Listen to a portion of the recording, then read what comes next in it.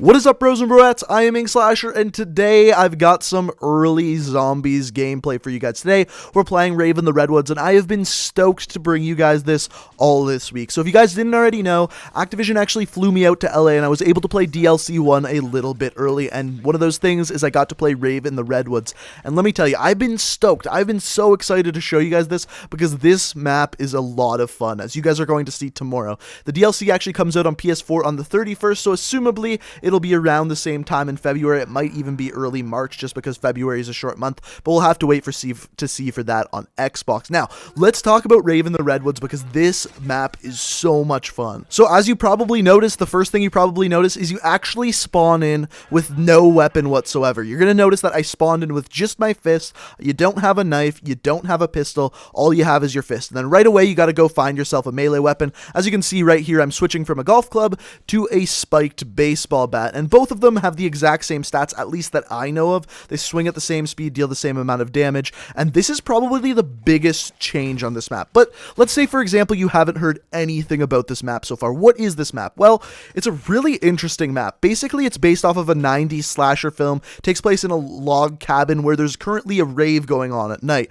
and it's really different than Zombies in Spaceland, but at the same time, it's very similar. And what I mean by that is Zombies in Spaceland, there was a lot of really wide open areas where you could set up some sweet zombie trains, whereas this area, yes, you can set up sweet zombie trains, but the lanes are a lot thinner. It's a lot closer together, and you're really going to have to know the map pretty well to get yourself a good zombie train going on. Now, I won't sit here and pretend like I'm some guy who always plays zombies. As you guys know, I'm mostly a multiplayer player. However, I do enjoy playing zombies, and this map was a lot of fun. In fact, I had a little bit more fun playing this map than Zombies in Spaceland, but that being said, I really enjoyed Zombies in Spaceland too. It's very clear that Infinity Ward is putting a lot of effort into their zombies game mode, which is nice to see. However, one of the things I really enjoyed about this zombies map that I'm not sure everyone is going to enjoy is the exact thing we talked about in the beginning, the melee weapons. So, as you saw right at the beginning, I had no weapon, I had to go find a melee weapon. Now, these melee weapons are free, and not only that, they're actually pretty damn good. They're going to be a one-hit kill, I believe, until around round 10.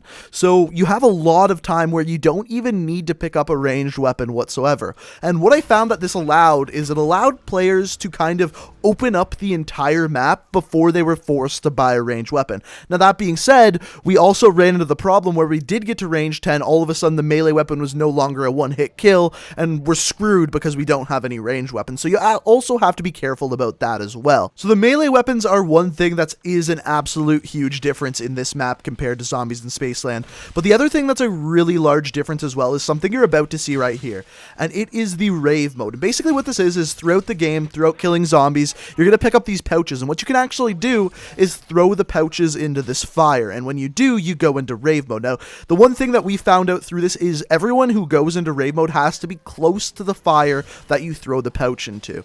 Just a little tip so you don't miss that while you're playing. Now, this Rave mode is super important. As you're going to see, there's going to be markings all over the map, and in fact, the first time we played this map, the only reason why we found the power is because in Rave mode, it showed us directions in how to get to the power.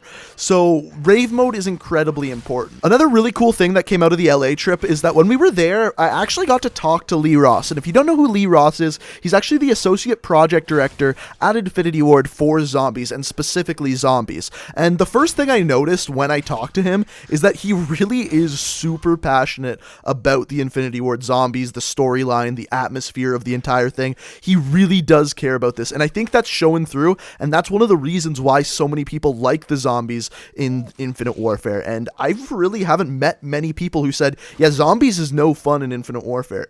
Pretty much everyone I've talked to said, I really enjoy zombies, and I'm one of those people as well. We also did ask him for some information about the zombies Easter egg on this map, and he gave us absolutely nothing. Lips were sealed about it. He didn't want to talk to us about it whatsoever. However, what he did tell us was 2 tips. The first thing he said is that Rave mode is incredibly important, and the second thing is to listen to the character's speech and what they say while you're playing. Another thing that you're probably seeing on screen right now is that the dog round, or the clown round, whatever you want to call it, is no longer that. It is the Yeti round. You fight Yetis. and they're pretty damn strong. I'm pretty sure it's a 2-hit kill normally, and then with Tough Enough, I think it goes up to 3. I'm not 100% sure about that.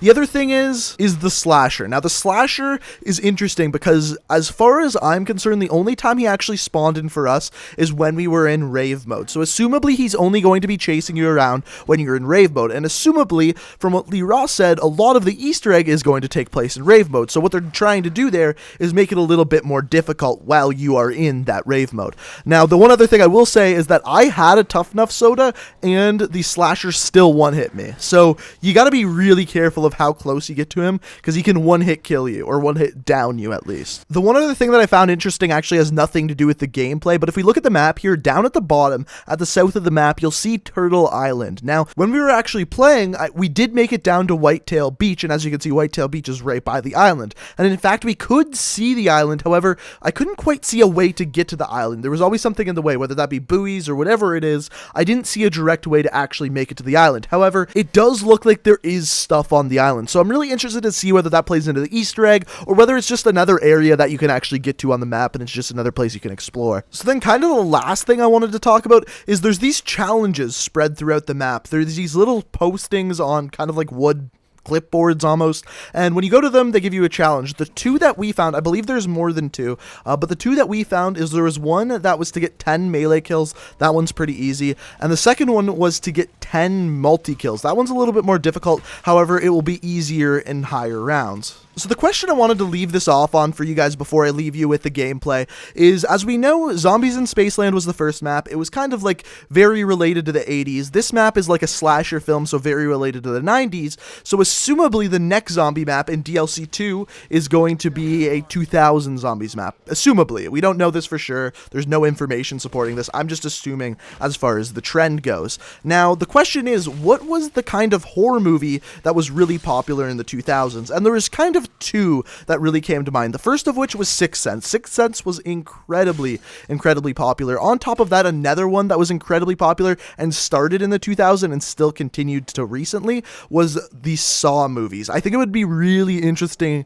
to see like a Saw-based movie with rooms that people are stuck in and there's puzzles to get out of the room or things along those lines. I think that would be a really cool idea for a map. I don't really know how they'd pull it off, but I think it's a really interesting idea for a map to see what they could do with it. Oh, and the other one that really came to mind, and I'm not gonna lie, I kind of hope they don't do this, is a vampire map, because as we know, in the 2000s, vampires became incredibly popular with the Twilight movies. I wouldn't really say those are horror movies or anything like that, but that kind of spooky idea had been around very prevalent in the 2000s. So those are just some ideas that they could use. I'm really curious to see what you guys think. What do you think they're going to use for the next Zombies map? They've already done the Zombies in Space. They're doing the Slasher film as Rave in the Redwoods. I'm really curious to see what they do next. So let me know what you think down in the comment section below. Let me know what you think of the map as well. Also, if you enjoyed the video, it'd be very much appreciated if you could hit that like button. It always helps with the channel and is always very appreciated. And if you like what you saw here, you can always hit that subscribe button. I upload new Call of Duty videos every single day of the week. But thank you guys so much for watching. I hope you enjoyed. Enjoy the rest of the gameplay. And until next time, peace out. I can't wait to see what he's gonna do to you.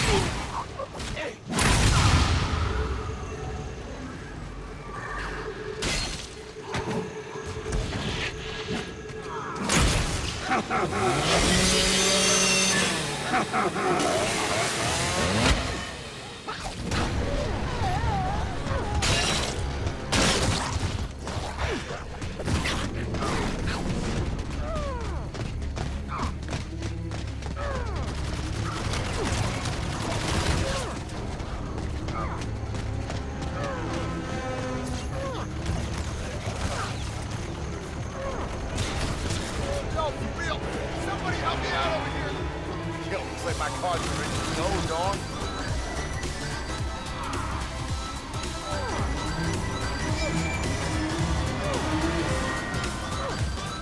Whew.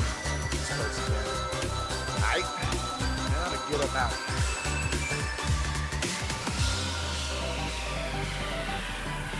Here you are, brushed by my greatness, and yet turn out a seamless performance. Oh. Bye.